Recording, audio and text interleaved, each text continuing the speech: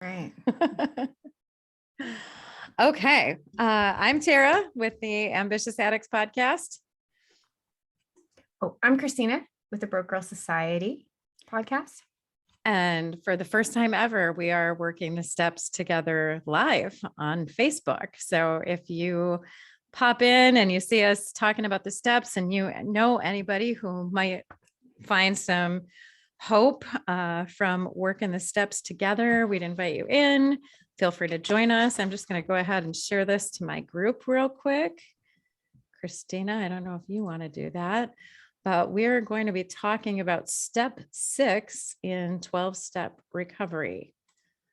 And that is what we're doing today. We've been doing this together on our podcasts for, I don't know, 5 steps before this. We're working the steps using the Women's Way Through the 12 Steps book and workbook together. And that's what we're talking about today. So if you are in a program of recovery or you're curious about what 12-step recovery looks like, you want to learn more about working the steps, please join us. Feel free to comment, share your experience, strength, and hope as we go. I've got 2 monitors. I'm going to try to monitor for comments. Not sure if I'll get to all of them. First timers here. So here we go. I'm trying to even like move this link over. Like you might have a better job of doing it. I think I can probably get it in your group, I think. Because I'm like trying to figure it out. So yeah, so we've got Ambitious Women in Recovery and the Broke Girl Society. And we're just trying to get this shared with everybody who we know that might want to see it. Or it might just be us. It might just be us, and that's totally okay, because that's what we're used to. Not used to being on camera, used to just only doing audio, and not used to people seeing our faces, let alone going live on Facebook while we do this.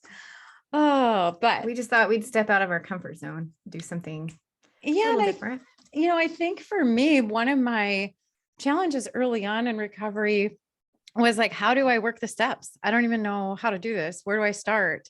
What does that even mean to work the steps, as opposed to what we were experiencing in meetings, which is reading the steps?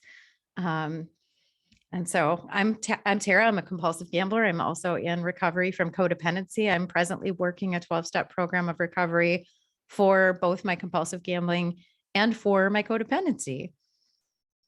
Yeah, I'm Christina. I'm a compulsive gambler, and I am working the steps with Terra for gambling. So it's been an amazing experience. And when I first stepped into recovery, I didn't know what, like you said, like what the difference was between working the steps and just reading the steps. Like when you're in a meeting setting and you just read out the steps.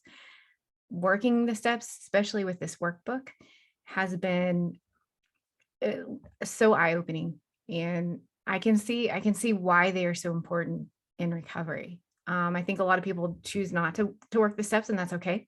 Your recovery needs to be what it needs to be for you. But yeah, we share that mindset, right? Your recovery, your choice, do what works for you. Don't, if it's not working, don't do it. If you find it to be triggering, try something else. Yeah. Yeah. We're just showing you what works for us. Right. In the hopes that maybe it'll help you. So step 6 reads, we're entirely ready to have God remove all these defects of character. What do you think about that word defects? You know what I think about that word defects. A lot of people feel the same way. Yeah. So I really, there was a few key things in my recovery that I was like, why? I don't like that phrasing. I don't like that word. I did not like the phrase defects of character because I was so full of, shame and regret and hurt. I felt like I was defective. And now when I got to this step, I was already feeling like I was healing and getting better. And then I'm like, what? I'm not defective. I'm not a defective human being. I don't want to believe that anymore. I've been believing that for a really, really long time. And I was looking at it from that perspective, like you're flawed and you're a bad person. And so what I decided to do was unpack the word. And if we think about defecting, like from a military perspective, you're like leaving a party, and I was leaving the party of addiction. And what was happening when my addiction was in charge was that I was defecting from the character I wanted to live by.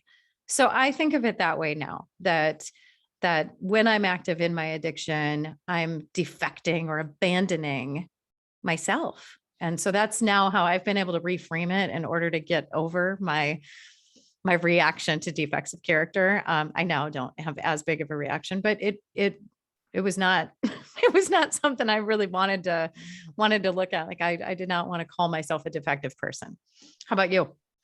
You know, certain words hit me a certain way, like when I think about the broke girl society and the name behind that, a lot of people like, I'm not a broken person. Like I was just like had, you know, my mind was addicted. And so I've had a lot of people say to me, well, I wasn't a broken person. And I'm like, well, that's okay. But for me, I was. And that's how I describe where I was at with my addiction. I was broke financially, mentally, physically, emotionally, in every sense of the word. And so I connect really well with that word, but other people don't. So like defect doesn't hit me in a way that's offensive. It just I don't think I really have a reaction either way. I think it's just for me, it's just having to list everything that's wrong with me.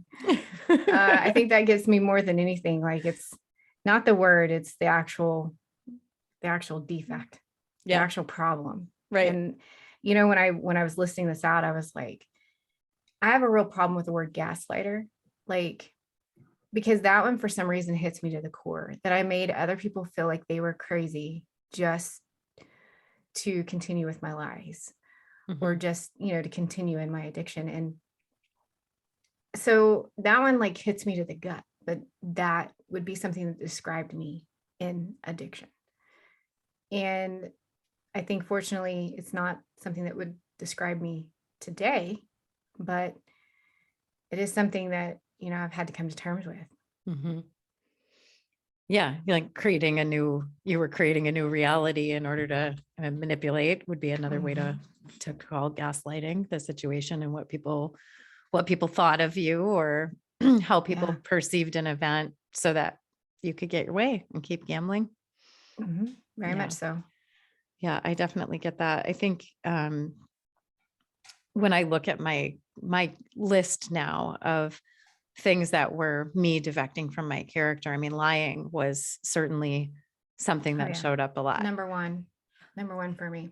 Yeah, and lying in a lot of different ways, not necessarily an outright lie um, about anything that would pertain to that other person, but lying about who I was and what I was going through and how I was feeling, and just not really being honest with anyone about how I was. Everything's fine, and Lying to I'm ourselves. lying to myself every day. And then lying to get money, lying to borrow money. That was a big one too with my gambling. With my codependency, the thing that I think shows up the most is my my like putting other people's needs before mine always, and almost in a way that was like giving to get. Like I was giving and giving and giving and giving, almost so I could have some sort of power in that relationship to be like, I did this and did this and I did this for you. And almost kind of holding other people hostage to staying in relationship with me, or whatever. I don't know how else to describe that, but I was giving to get. I think that's the best way for me to put it now, that I wasn't genuinely doing the things to be a good friend or because I loved somebody unconditionally, but sometimes of course I was, but sometimes it was truly a manipulative tactic to be perceived as such a helpful person, such a generous person, such a caring person, and shape other people's perceptions of me. And I'm not proud of that. Yeah. I would relate to that to a certain extent. Yeah, absolutely. I think well, it's just all part of like that manipulating factor, right? Yeah. Like um it all just kind of ties into the characters we become. And that's the way I look at it, is like a character, an actor, somebody that wasn't really being their authentic self, were being whatever we had to be to chase that drug. Right. And that drug of choice was gambling. Yeah. So Gambling, people. For me, a lot of times it was people, validation, external validation from other me people. too. People pleasing would be my next character defect. Like I've, but that's something I've struggled with since I was a child. Like that's not something that's just created for my gambling addiction. That is something I've had throughout my childhood and early adulthood. People pleasing. Like I don't like confrontation. I want everybody happy. I am a worrier by nature. And so it's like, if I'm worrying about somebody, it was just easier to make sure I did everything I could to make them happy. So then I would, just all these different things. And Yeah, like shape shifting. yeah, like just, and then what happens is you lose yourself because you're so busy through the whole thing, like whether it was early on or through my addiction, it's like you lose yourself when you become so codependent and you want to please everybody else. It's like, at what point do you make yourself happy? Right. And I think for me, I lost sight of that. For my gambling, that idea of like, losing myself, right? I was losing myself in my addiction too, quite literally using that to cover up at the core of what needed attention, what needed healing, the emotions I needed to be paying attention to. I was completely out of touch with who I was and what I wanted. I hadn't asked what I wanted, but with the gambling, I was also losing everything I worked my whole life to create in terms of money and savings and credit and and I lost the ability to be here, in the middle. Like everything had to be really high or really low. Yeah. Yeah. Talk to me about being ready. I mean, that's really all this step is, right? This isn't like list out the character defects. It's like, we're getting ready. It's like accepting that things need to change, getting ready. I think a lot of it's about accepting that the things about ourselves that we need to change, that we need removed. And I think it's really just kind of realizing it, as far as these behaviors. So what's interesting about this workbook and what's so great about it is step 6 is it's a process of a lot of things. It's not something you have to do at once. It's just it says here, but a process we enter into over and over throughout our lives. So this is something that, I know you've revisited the steps several times. I don't know how many times this is for you working through codependency your first time, but I don't know how many times gambling wise, but this is something that we will revisit throughout the year, or years as a recovery, because we change. And I think sometimes too, I don't know what recovery is going to look like for me in 5 years. And I hope it's very similar to your path. Here it is over 5 years, and you're still very involved in your own recovery and the recovery of others. And that's what I'm hopeful for. So I see where coming back to these steps and reworking them throughout the years is going to be beneficial and a must to be able to maintain that level of recovery. Yeah, it's a continuous process. Every time I go back and I do it again, I see some new opportunity to be even better than I was before the last time I did this stuff. There's always new stuff to find. Looking at it through this lens of codependency, I'm finding different things that I didn't look at all when I was working on my recovery from gambling. And I continue to work that program of recovery from gambling too. And it's the patterns they are a little bit different. The things I need to pay attention to are a little bit different with each of those when I zero in on the drug of choice that I'm specific to. It's kind of a little mind blowing because I didn't think it would be. I was like, oh, I know how to work the 12 steps. And then as I started really thinking solely about codependency, I was like, ooh, my step 4 was really different. And so that's how I found some of these new things that I wanted to get ready to lean on my higher power to help remove. But in this step, we're just getting ready. And I think what struck me and I'll just revisit in case anyone isn't familiar with the book. I'm not sure how good this shows up. Women's There you Way go. Through the 12 Steps. That is the book and the workbook that we've used this time around in guiding our step work. And it's been really helpful just to give us prompts for discussion, conversation, and of course, thought. And one of the things that she writes in the book is, that we'd reached this turning point that many of us reached. There have been moments when I realized that it was more painful to stay in the old pattern than it was to risk something new and unknown. That describes my desperation for recovery from compulsive gambling and being willing to try anything. And so being willing to say, oh, maybe I don't need impatience anymore. Maybe I don't need lying anymore. Maybe I don't want to be a liar anymore. I'm ready to be done with that. And when we decide that we're ready to be done with something, we get a whole bunch of opportunities to practice eliminating it from our lives. Yeah, absolutely. I think for me, even just with the compulsive gambling itself, it took me to finally being ready to purge it from my life. And was it like an easy 1, 2, 3 process? No. I had to kind of get pulled back in a little bit and then pulled back out a little bit to realize that this is something that has to leave my life. If I want to have a life, it has to leave my life. So yeah, I think, and that's how this step 6 feels like to me, is like, it's kind of that process. Like you have to just be ready. And I'm ready to let go of the lying, because I still struggle with white lies because of my We've people talked about pleasing. this before. Yes. I was just going to bring that up. Yes. Yes. Yeah. I've struggled with white lies, like just to get out of confrontation, or just because I didn't want to tell somebody the truth because I didn't want to hurt their feelings.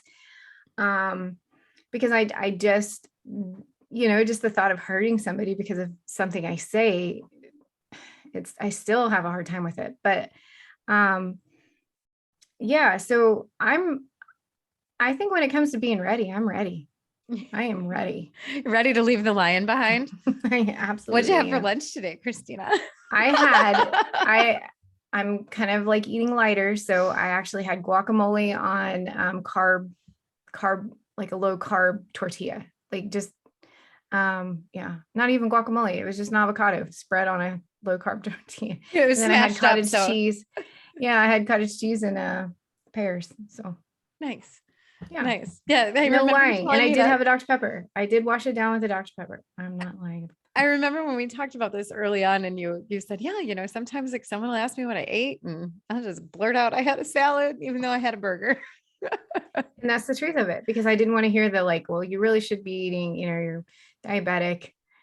I didn't want to go through that. I didn't want to hear that. So it's Right. like, it was just easier to say the lie. But now it's like, and because I've caught myself so many times, like, I think the importance is catching yourself and fixing the lie in the moment, because it was such a behavior for me. Like I even started to believe my own lies. Like that's how strongly embedded it was in me. And so, yeah, now it's about, in those lies, is catching yourself and just being truthful, you know? Yeah. And you're ready to be accountable and ready to deal with any kind of whatever. If you tell the truth about what you ate and someone's like, you shouldn't have had that Dr. Pepper, you can be like, I know I shouldn't have had that Dr. I Pepper. shouldn't, I'm but I working on did. it. I had that Yeah. Dr. Pepper because I wanted it. And I'm going to be okay with that for now. Well, and this is kind of a similar thing too. I don't know if it wraps in, or, me, I just get off topic, but We just talk. It's fine. I had a lunch with a friend. I think if you've been following me in the group or whatever, I had a lunch with a friend, and I was telling her about my addictions and what I've been going through, and she accepted it beautifully. But she brought up an incident that happened, and she was like, this was just a really weird incident. Like, I had mailed out her daughter's wedding gift, and it never like showed up, and then eventually it came back to me, and it was because I like transposed some numbers on the address. Yep. And so what I did was I just corrected the address and I just put it all in a different envelope and sent it out. Well, it got to her not not post address, like it was never stamped or anything, but it got all the way out to her. And she's like, well, did you, were you lying about sending that? And then you just like drove it out to the mailbox. And I was like, okay, wait. Like, don't add stuff to my amends list. First of all, I didn't do that one. I didn't do that one. Like, I understand that I've had some questionable behavior, but when it comes to a gift that I sent, Yeah. like, that, and I was like, no, that legitimately like was just life. Like, I don't know how it got to you without being stamped. I've gotten mail without being stamped. I don't even know where she lives. Like, it was just kind of one of those things. I'm like, don't add stuff to my list, please. It's long enough. It's long enough. But see, that's where, I was sharing with her some other things that I had done. So she just automatically was just lumping everything in. Yeah. And I was like, and I don't blame her. I don't, but it's just kind of like, that's kind of how you're, even when you are doing things right, or even if you do try to do something right, but you've done so much wrong, it's like, sometimes it's hard for people to see where you've done the right, because it all gets kind of blurry. Yeah. And so, but I did clarify that with her. I was like, no. Yeah. It's interesting you bring this up because there's this other character defect that I'm working on around defensiveness and justification. Like very good point there, wasn't it? Where I can be, and I'm so much better at this, so much better at it. I've been working on it a lot in the last couple years, but even more so as I focus on my codependency. She talks in this in her book about, first we have to be aware, and it takes a while. It's not like suddenly you're like, okay, I'm ready for this thing to be gone and it's just gone. We have to be aware of the thing in order for us to begin to recognize this is a pattern. It's a pattern I don't like. It's a pattern I want to change. And I'm ready. Like, I literally have to declare I'm ready to let this go. And I justify sometimes when someone's in disagreement with me, I can get into this debate mode where I'm justifying my position. I'm trying to find, all the reasons that support why I'm right and they're wrong, or try to pull them to my side or justify my behavior, why I behaved a certain way, instead of simply saying like, oh, I can see how you would see it that way. And like fully accepting that someone else's experience in this world is different than my own. And they're allowed to have completely different opinions, and I can seek to understand their why, but there's no reason for me to justify who I am or what I want or why I want what I want. And as I started to enter self-employment, there was a whole lot of that going on for me. When people were like telling me, their opinion of what I should do with my life, I would spend a long time explaining why I was doing what I was doing instead of simply saying, thanks for the input. I see why you would see it that way. I'm going to do this anyway because it's what I want to do. We don't have to explain things to other people, but that's a behavior I'm working actively to try to get rid of. I'm ready to be done with justification and defensiveness. Yeah, that's on my list too, but it's just down there. Like, it's like way down the list. There's like, because I do get very like, I'll get defensive too. And I feel like that's part of like the gambling. Like, I truly feel like I have PTSD from my gambling habits, the stressors. And I know we've talked about this, but I feel like that defensiveness pops up when I'm actually trying to defend the truth now, because I spent so much time defending the lies.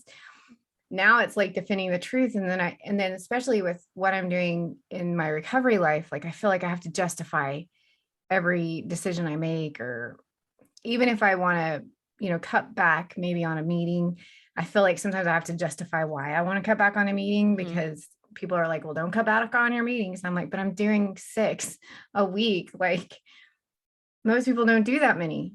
Right. And some people do more. Right. And I feel like, yeah, kind of back to what we were saying earlier, like it's up to us to know what we need. And we don't owe anyone those explanations. One, and too, if we're coming from a place of defensiveness, which for me, the character I want to live by is like kindness and compassion and patience and love. Me Empathy. being justification in my justification mind and being defensive, that's not coming from love and kindness and empathy and holding, someone, honoring someone else's experience. It's just all about me trying to shove mine down someone else's throat.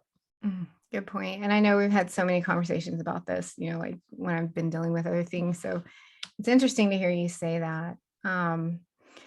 When we go into readiness though, she has examples of like what you can do. I'm a visual person, so I like the thought of like visually having things of how you could prepare to let go. Like it's all about Yeah. preparing to let go. And for some of us, there's habits that we have that maybe we're not quite ready to let go of, whether it's codependency tendencies or there's just whatever the list is. So Mhm. I think it's about, for me, and this is why I created the burn journals, was Right. so that I could write out all these things, all these things I was struggling with, all these character defects that I was having issues with. And for me, whenever I get ready to burn, I'm working on my third book. I Mhm. haven't burned one yet. I created the burn journals, but I haven't burned one yet. It will be a very symbolic journey for me. I haven't burned the new ones. Let me rephrase that. I burned just a regular one that I had bought, which is what Mhm. had me create. The very first one was just like all the anxiety and panic and everything I was having.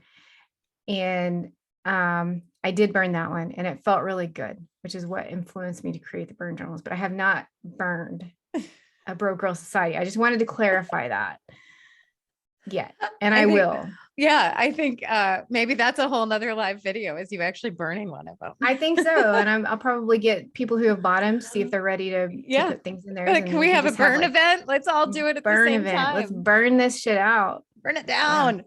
Yeah, I've done some rituals, some letting go rituals, multiple different ways I've burned things.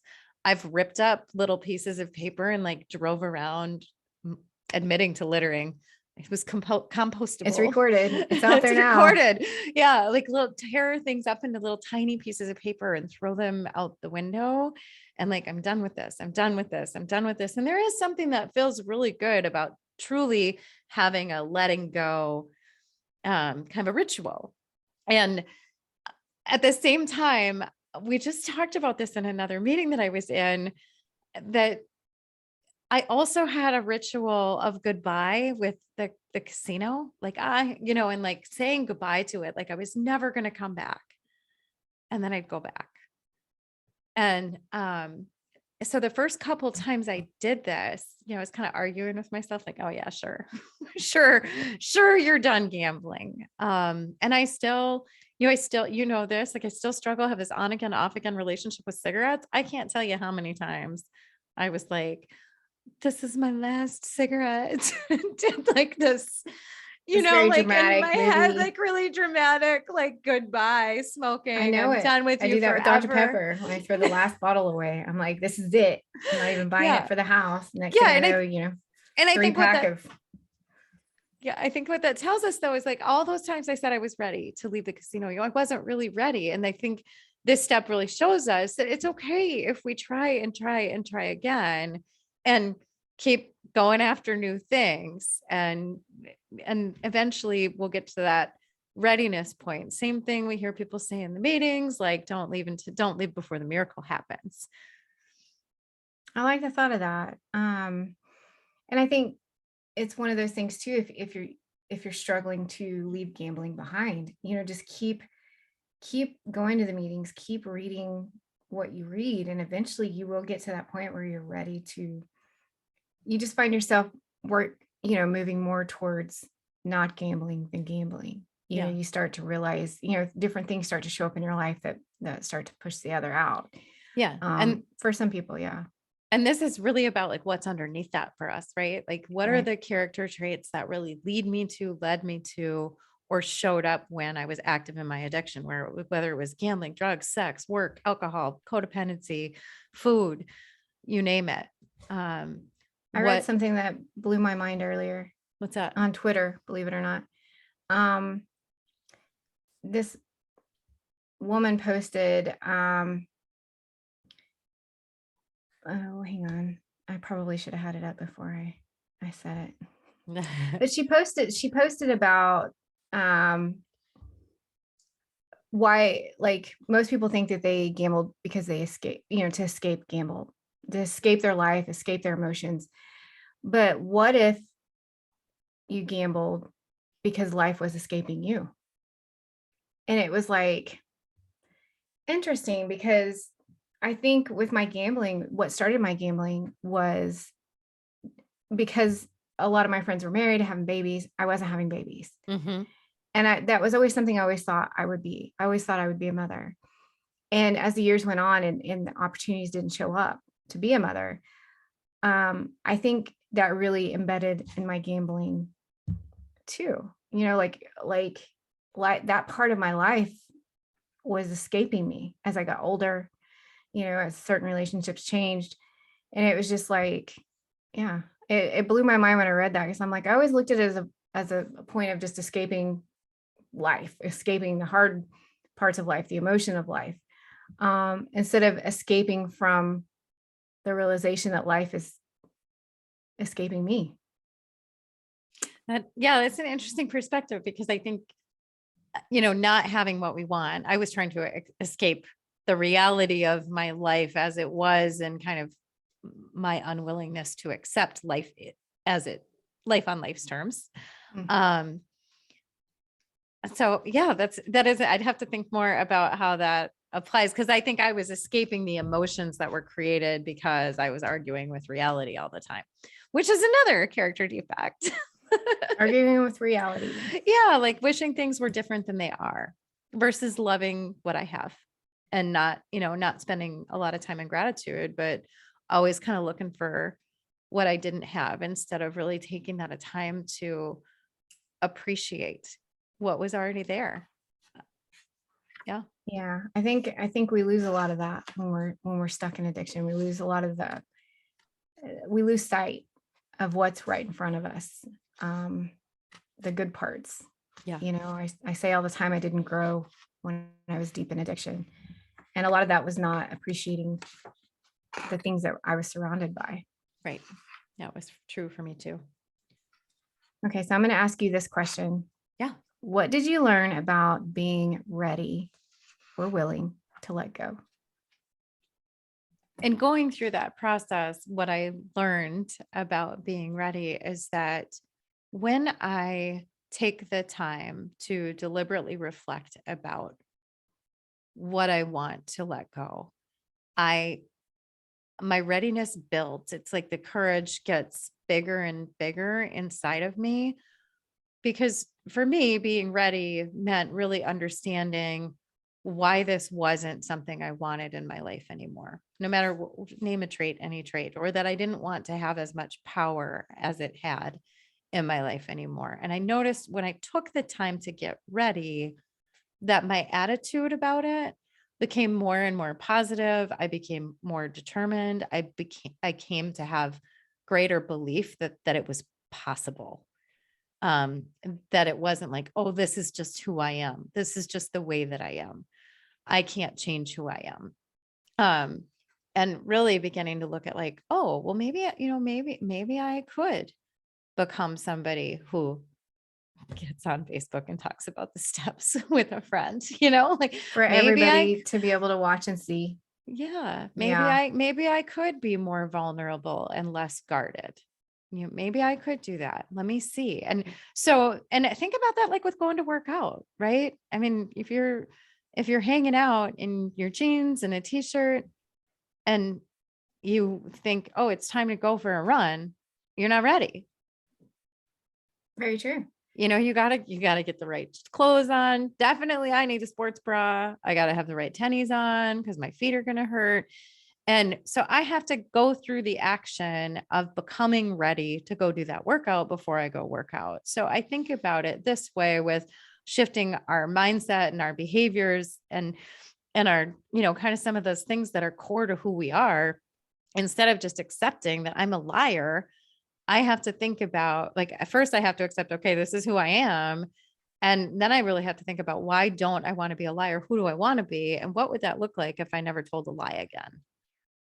And suddenly, when I begin imagining the version of myself that never tells a lie, I'm like, wow, like, I'd be so free. I wouldn't have guilt. I wouldn't have to tell stories on the stories on the stories. I wouldn't have to keep to what, wow, what a Keep track of everything relief. that you've What a said. relief. Right. And I began. So that's really what I learned about, like, the benefit of taking the time to become ready, was, thinking really hard about just how much more prepared I felt for the next time when I might be tempted to do that thing or behave that way, that I felt like I had enough reasons that I didn't want to do it, that I felt like I could be brave and I could face it and I could try.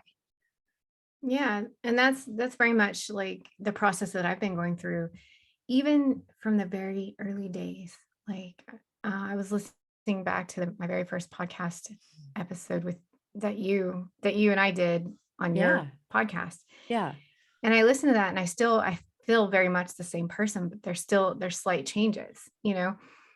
But I think about that person because I was so new in recovery, and then I think about, like, I had a meeting today with somebody that, is gonna just the way that I approach people, and like, even just asking for people to come on the podcast, or reaching out and, like,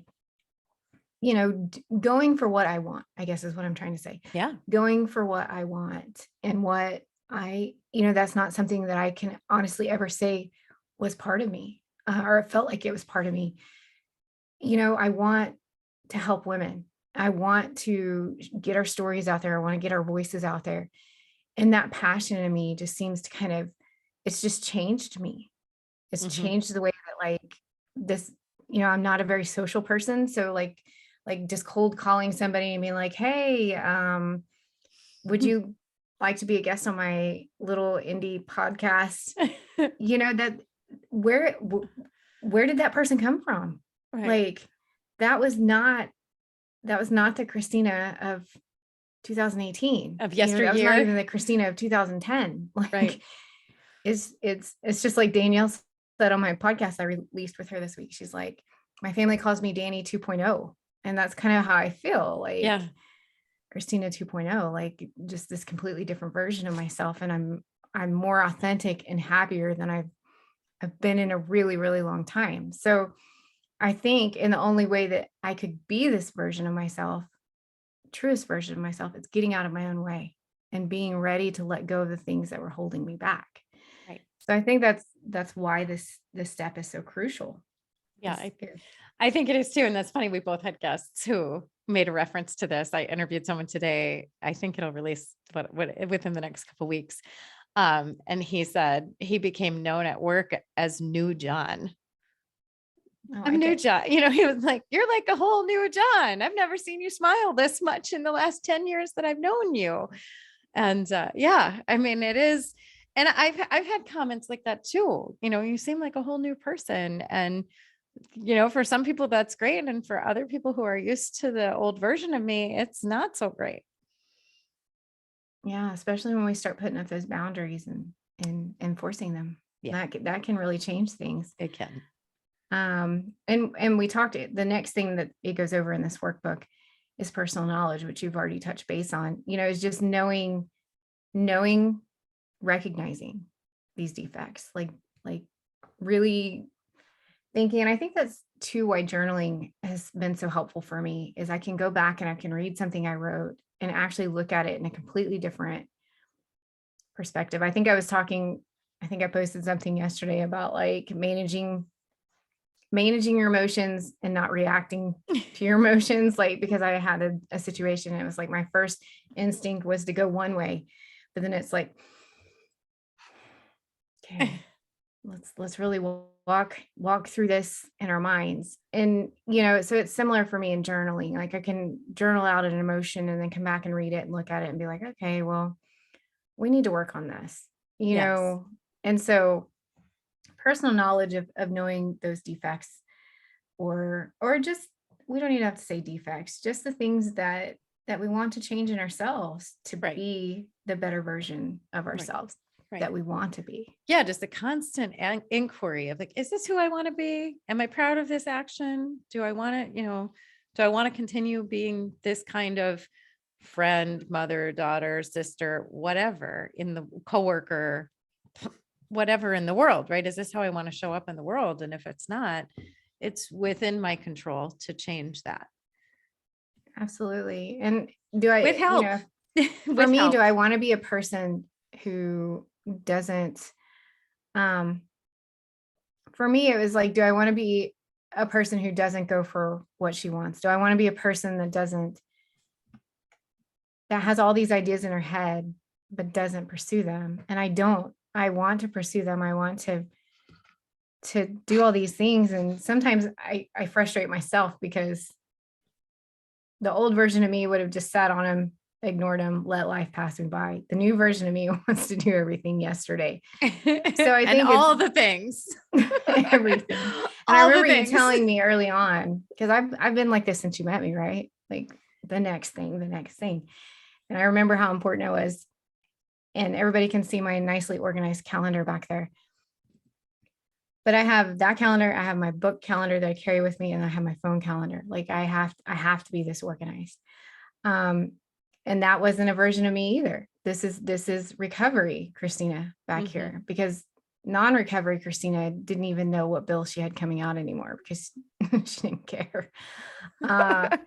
And so it's just like seeing those types of things. Like I want to be a person who's organized. I want to be a person who pays her bills on time. I want to be a person who knows when her bills are due, and so I want to yeah, be a person who doesn't worry about having enough. I still worry about not having enough money. I mean, I dug myself a pretty good hole, but it's not the same kind of, like, Still I want to be, know but do you want to be that person who doesn't have I to don't. worry? Yeah. I don't want to be that person. I want to keep working, keep Yeah. hustling. So Yeah. I don't want to worry about money anymore. yeah. Yeah. Okay, so it says, and this is interesting, I thought when I read this. It says sometimes we are completely responsible for a pattern of behavior. For example, it's never appropriate to hit someone unless you're defending yourself.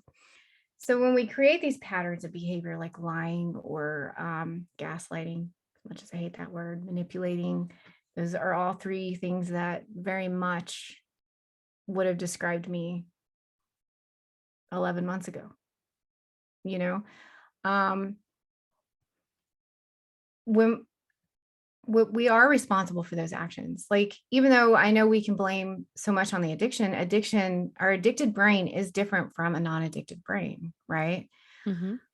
But there still comes a point where we do recognize those behaviors. We just choose to not change them. Would you agree or not agree? Yeah, I think some of that depends. That's, the caveat answer I can give to anything, I suppose. But there are times where for me, even if I'm aware that I have something, if a certain triggering thing happens for me, an old pattern of behavior could show up and I'd be like, whoa, I did that thing again, and the awareness is like, oh, that's kind of where later on in the steps where we talk about taking that daily inventory and promptly admitting when we're wrong, because my goodness, we are not going to be perfect. We're going to still mess up every day. Life is still going to throw its curveballs at us. There's so many people who have achieved many, many, many, many years of recovery and then had an experience where addiction kind of went into overdrive again in their lives. And that doesn't mean that they didn't want recovery or that they didn't have the capability to keep going, but that um, it lost its priority for a moment. And that's literally how long it takes. It's a split second decision. So sometimes those subconscious patterns, I don't know that we're ever going to fully erase them, which for me is why I keep going to meetings. I keep working the steps. This is what's worked all this time. I'm going to keep doing what's already working and not scale back my recovery. And I think maybe that's how sometimes we get complacent, but there's people who go and they do all the things that we all say that they should do, who still might have that split second moment where the addiction does kind of just, there's some switch that just goes off. So It's like that's a with tough, the lying, like the white yeah, lies, like it's almost just an automatic. It's not like I choose to lie. I mean, even though, I mean, that's just such a fine line between choosing, like we don't choose addiction, right. right? And so there's a fine line in between like not choosing addiction, and then there's still choices within that addiction we still make. But sometimes it just, for me, it feels like it was always like autopilot, automatic. And so in recovery, like with the lying, it's just like an automatic, like, and then It, it's recognizing that right. and correcting it. Yeah. Yeah. And I mean, certainly I think there, like at this point, if I gambled in 5.5 years free of placing bets on, anything but me, as you hear me say 100 times, Haven't I, placed a bet on anybody, a- anything but anything but myself. myself. Right. Yes, I love it. And that's what I see you doing, right? Is that you're investing in you and you're believing in you and you're, not the odds of some whatever jackpot hitting or the right spin or the right free play The offer, odds are whatever, never in right? your favor. So Hunger Games. May they ever be in your Is favor. that what But it is? yeah, I think so. I don't, it's been a long time. That might be Well, a they're just fun, not in your favor, period. So ever. right. Not at the casino. No, But yeah, I don't even know where it's going because now I'm thinking about Hunger sorry. Games. That's okay. That's what we do. This is the Um, good thing about not doing live, is that we would edit this part out. we We'd be like, normally ah, would, we'll just edit that out. well, we sometimes will wander. Yeah, we'll edit our wanders. That's okay. Um, but back to that original question, like, is it a choice? I mean, yeah, it's a series of small choices that lead to that big decision, I think. And yet at the same time, I want to allow for grace and room for the fact that this is a progressive illness that, if not cared for, um, can catch us off guard and take us by surprise and lead us away from recovery. And this is a topic that comes up in the rooms a lot about counting days. Like, is that helpful? Is that not helpful? And everyone has a different experience with that. For those people who are counting days and then have a slip and then come back and reset their date of sobriety, freedom, pick your favorite word. And for many people, they get in this mindset of like, I lost my recovery. And like, I don't love that. I don't love that. I love like, you learned something and you didn't lose all those days. You learned something else new that you need to be aware of, and maybe even a new detective character to pay attention to. That's what happened. Did you lose all that sobriety? Did you lose all those days that you learned how to go without a drink, without a drug, without a bet? You didn't lose them. Those days are still there and they still add up. So that one, the counting of days, can be hard for some people. And I know not all programs of recovery do. Mine does. And I know there's a few people who struggle with that. Yeah, for me, I do count the days, because it's important to me. Yep. But I can see, I remember times where I would get so many days, and it seems like the milestones, that my recovery program celebrates. It felt like a lot of pressure, and so I don't know what it is, but around those milestones, it was just be like, oh, I've got this many days, and then, back into that. I don't want to go off in another like a river, but the self-destruct thing kind of comes in. It's like, do I really want to be good? And I Yes.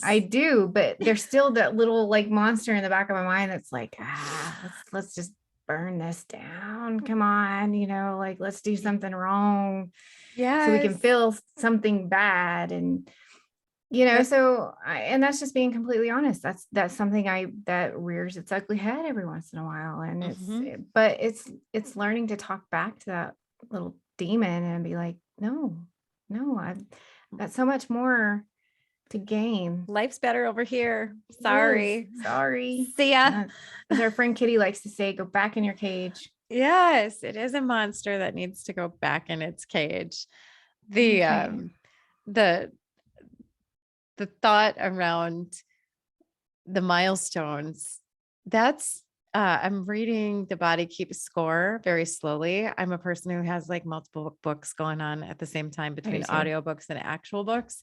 And The Body Keeps Score is one that's interesting when I think about those milestones and my own pattern of behavior right around my annual clean date and clean. I don't even like that word either. The anniversary though of when I decided to stop going to the casino and stop gambling around that date, I have almost like this runaway, be by myself desire. And it's almost like I'm revisiting that depression feeling that I had when I really was at the end of my gambling and having thoughts of suicide. And same thing You're happens. revisiting that emotion. Yeah. And the same thing kind of happens. And I don't even notice it until I'm like, "Oh, why am I feeling this way? Like, what is going on?" So I'm reading The Body Keeps Score and looking for some insight there to see if there's kind of this like annual, is there like a little tracker in my mind? And it could really be like, oh, this is the weather outside. And your memory is associating some things with that. And then I have other, there's other times of the year where I get low. And then when I look at that, I'm like, what happened at this point in my, at this point of the year in my history? And I can see like, oh, this is the week that my dad died, and I'll find it. And so I think there is something about the milestones that maybe there is a remembrance happening inside of our heads, subconsciously, that's revisiting the emotion we had at that window of time in a different year. Yeah, that would make a lot of sense why I struggled so much during the holidays. But at least going through that struggle between Thanksgiving and Christmas, because after I got through Christmas, I was fine. But I struggled with like, and I think I associate it. I mean, I associated the holidays and gambling, but I also now, through the wisdom of others, associate a lot of that with like anxiety, um, like social anxiety, because I had a lot of social commitments. And, so going into the next holiday season, am I blessed to do so? I'll recognize it and I'll know ahead of time, like, okay, this is going to be a problem area for like me. Let's try and cut back on social engagements or, just whatever. I'll be able to kind of have them because I went through what I did. I'll be able to have a better idea. I'll be able to expect it and hopefully work through it a little bit easier because I really struggled through that time. But we've got, let's see, 6-7 minutes for 8. Yeah. We're going to try and keep this at an hour. That's always our goal, but it never works. Okay, so let's talk real quick about what are things that keep us from change. For me, I'll just go out and say it. I mean, I've already talked about it. I don't like disappointing people. I don't like confrontation with people. I don't like upsetting or hurting people's feelings. And I think that for me is probably one of my biggest barriers. And that, because if I look at that, people pleasing or whatever we want to call it, if I look at that, it comes into play with lying. It comes into play with manipulation, even to sort like manipulating around being honest with my own feelings. Yeah. So yeah, I think that for me is the biggest barrier, and I work through it every day. I mean, I'm getting stronger For change. That's your biggest barrier. Yeah, I think mine's just self-doubt and negative self-talk. I mean, it's the thing that shows up that comes up second. That comes right up behind it over and over and over again for me. And part of it is does tie in then to the people pleasing, because if I'm in self-doubt and I'm negative self-talking myself, and then I solicit, instead of trusting myself that I know what's right for me, I solicit opinions from a whole bunch of other people. And then it's almost like, well, if I don't listen to them, what are they going to think? Am I going to hurt their feelings if I don't take their advice? And so So those two for me are a little bit intertwined. If we've got self-doubt and negative self-talk and I go talk that out with someone and they give me advice and I don't take, I'm like, oh, maybe I should just take their advice, even if I don't want to do that, because then they'll be happy. It's yeah, I won't be, but they will they're be. twisted together for me. Yeah, very, very interlaced. I work a I lot think, on the negative self-talk and the self-doubt stuff. and you're really good about like when I come at you with that, you're always so good at like coaching me through it that I don't Mhm. even realize that you struggle with it, until you come at me. And it's like with something, and then I'm like, I just turn around what you said, Mhm. and you're like, so Yeah, we're a good team. I do a lot of work on that. More than I think a lot of people realize, because that's an area where I wasn't previously vulnerable. I kind of put on the presentation, and I had a career in a pretty professional environment, and I was a leader, and I mean all these labels, right? That I was trying, then I showed up confident, like people believed that had things together, and that that I was confident, and people had this perception of me, but inside there's a lot of chatter about what I'm capable of, what I can accomplish, what I should do, what I shouldn't do, what other people are going to think, and a lot of fear of judgment, criticism, abandonment that sits there. And Mhm. the tools of recovery have allowed myself, and coaching have allowed myself to see what that is and be able to coach myself. But I have to do it really, really regularly. Um, I'm terrified. You saw me before we got on live, and there's literally two people watching me. You saw me. It's like, oh, my hair's frizzy. What's this microphone thing doing here? Right. Because I'm all worried about what other people are going to think. And I see it showing up. And I'm like, this is so silly. But it's part of that character defect that I am working to eliminate. And here I have an opportunity to do that and see it, and see how it shows up for me and what that creates, and kind of go ahead anyway to prove, like, it's not the end of the world if you show up with frizzy hair. Like, that's not the problem. The problem's the message. And the message that we're both committed to getting out is that you are not, thanks Janelle, you are not alone in this recovery journey. And if you feel like you're alone in it, there are so many women, of course, both of us, but millions, literally millions of women on planet Earth right now, praying that you get the help you need, willing to work the steps with you. We're willing, like, we're here, we're on Facebook. You want to work the steps? Come on. Like, I guess, I don't know how you feel about it, but I'd be willing to do this again and Absolutely. make it a thing. There's introverts who don't want to go to meetings, but they want to work the steps. They don't know where to start. Let's go grab the book, Women's Way Through the 12 Steps. Let's talk this out. Let's talk it out. Yeah. Talking helps. Hashtag. Hashtag talking helps. Sorry. Brian Hatch moment. That was totally a Brian Hatch moment. Oh, Yeah. and you guys started a TikTok too. I mean, there's a whole nother layer of social media vulnerability. It's a whole series. Yeah. Fun. Confessions of a Gambling Addict. Yeah. So be compiled stories. I think, there's a lot of people who don't want to hear those things, or don't, like maybe get triggered by them, but for me, when I hear stories like that, it connects me in a way of like, it doesn't pull me back to that bad behavior. It like makes me realize I'm human. And you know what I mean? So when you hear that somebody else Yes. kind of had similar behaviors, it just kind of Yes. like validates that we're all human. And the thing is with recovery is, we're not guaranteed that life's going to be perfect. Life's still going to be life, as you like to say, on life's terms. Right. But at least we'll have the tools we need. And by working these steps, it helps us build the tools that we need Yeah. It's to live life on life's terms.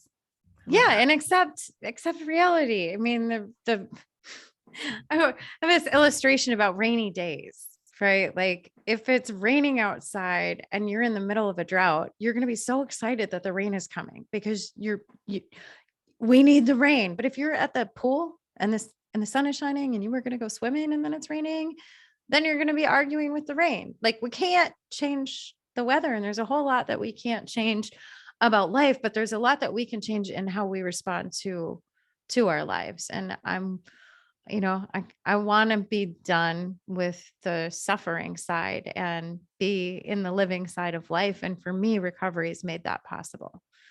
Absolutely. And I've Yeah. seen what it's done for me too. So Yeah, you're doing so many amazing things. Like, you are the definition of my podcast, The Ambitious Addict. Like, you're being way more ambitious than I am these days. I just don't want to stop. Oh, I'm I just know. so scared of being stuck, I was Yeah. stuck for so long, and now it's like I have this passion in me. Yeah. Well, I want to say thanks for agreeing to do this. This was good. I want to keep doing it. I hope that we can reach way more people who are feeling alone and work in a program of recovery, and maybe aren't finding what they need in meetings, or maybe they're in a place where they just can't get physically to a meeting, to be able to see what it's like to actually work the steps with someone. As you probably heard, we both learned about one another's experience and had some similarity in the things that we struggle with, which again just reinforces we're absolutely not alone. We're not alone. We're not alone. And I know we certainly both felt like we were when we were active in our addictions. Absolutely. I still can kind of feel that pang of loneliness every once in a while. It'll just Yeah. come out of nowhere. And Julia is all in. And Janelle, thank you for the congratulations. If you are working a program of recovery for yourself, congratulations to you too. And we'll be doing this again. We work the steps together in this format on the mic once a month. So sometime in February, we'll be back talking Once step a month. 7, once a month-ish. Used to be the first Saturday of every month. And now we're just kind of fluid, and we're driving Christina's planning brain crazy. I know. Like, wait, we need to schedule this. We need to schedule this. We need to schedule this. Yeah. Thanks everyone for being here. Thank you so much.